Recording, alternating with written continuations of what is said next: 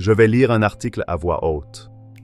Vous aurez 10 minutes pour préparer une présentation de 3 minutes sur votre opinion concernant le sujet, de manière argumentée, et vous la défendrez si nécessaire. Voici l'article. Un job d'été, plus qu'un simple salaire. Chaque année, à l'approche des grandes vacances, la même question se pose pour de nombreux jeunes. Faut-il chercher un travail d'été? Si pour certains, c'est une nécessité pour financer leurs études ou leurs loisirs, pour d'autres, c'est une première expérience très attendue dans le monde du travail. Les avantages sont nombreux. Un job d'été permet bien sûr de gagner son propre argent et de devenir plus autonome. C'est aussi une excellente occasion de découvrir un secteur d'activité, d'ajouter une ligne précieuse sur son CV et de développer de nouvelles compétences comme le travail en équipe ou le sens des responsabilités. Cette expérience est souvent très valorisée par les futurs employeurs. Cependant, certains pensent que les vacances devraient avant tout être une période de repos et de détente. Travailler pendant 2 mois peut être fatigant et laisser peu de temps pour profiter de sa jeunesse, voir ses amis ou voyager en famille. De plus, les jobs d'été proposés sont parfois peu intéressants et physiquement exigeants. Exposez votre point de vue sur le travail d'été et défendez-le si nécessaire. Bonjour. L'article que j'ai lu soulève un débat très intéressant et pertinent pour ma génération. Le travail d'été est-il une chance ou un fardeau pour les jeunes? Le texte expose bien la complexité du sujet, en présentant d'un côté les avantages professionnels et financiers, et de l'autre, la nécessité de se reposer et de profiter de sa jeunesse. Pour ma part, ma position est claire. Je considère que le travail d'été, lorsqu'il est bien choisi, est une étape quasi indispensable et extrêmement enrichissante dans le parcours d'un jeune. Tout d'abord, sur le plan du développement professionnel, l'expérience est irremplaçable. Bien plus qu'une simple ligne sur un CV, un job d'été est une véritable immersion dans le monde réel de l'entreprise. C'est l'occasion unique de développer ce qu'on appelle les compétences transversales. Par exemple, un travail dans la vente ne vous apprend pas seulement à vendre un produit. Il vous force à développer votre écoute, votre patience et votre capacité à argumenter.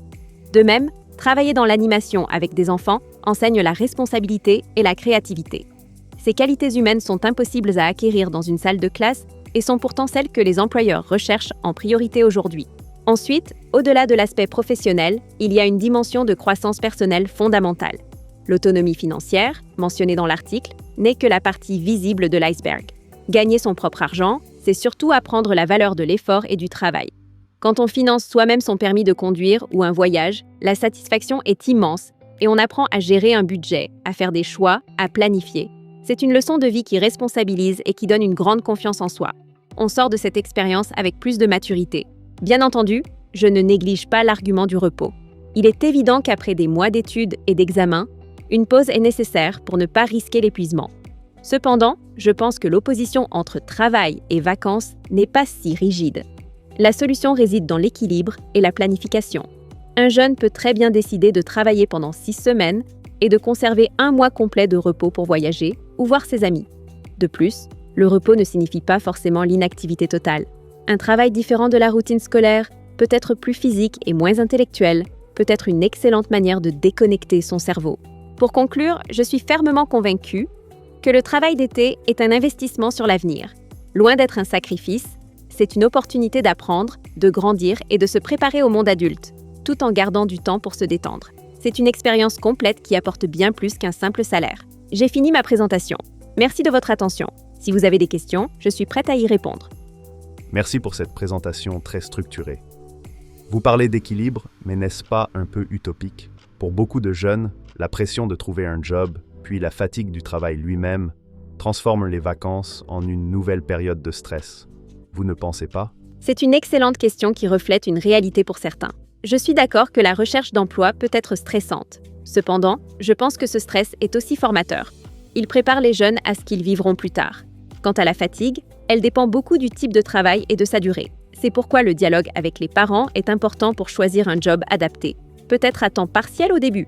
Ne croyez-vous pas que surmonter ce stress positif est justement ce qui aide à construire la confiance en soi? Peut-être, mais l'article mentionne que les jobs sont souvent peu stimulants et physiquement exigeants. Quel est l'intérêt de passer son été à faire des tâches répétitives pour un salaire minimum?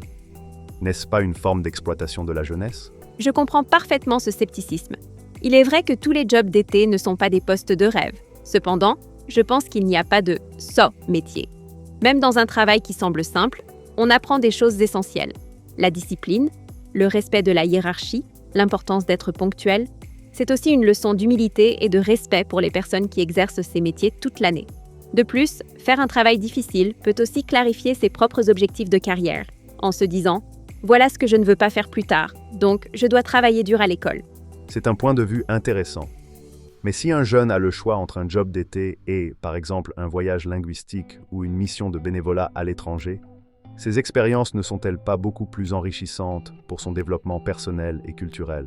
Ces expériences sont sans aucun doute extraordinairement enrichissantes, et je les encouragerais vivement. Mais je pense qu'elles ne répondent pas aux mêmes objectifs que le travail. Un voyage linguistique améliore une langue, le bénévolat développe l'empathie. Le travail, lui, confronte à la réalité économique et sociale de son propre pays. Il ancre le jeune dans le concret. L'idéal, sur plusieurs étés, serait de pouvoir combiner ces différentes expériences. L'une n'exclut pas l'autre, mais le job d'été me semble être la base qui enseigne la valeur du travail, une valeur qui sera utile dans toutes les autres activités. Très bien, merci beaucoup pour cet échange. Merci à vous. C'était un plaisir de discuter de ce sujet avec vous. Tu veux ton DELF? Je peux t'aider. Découvre comment dans la description de la vidéo.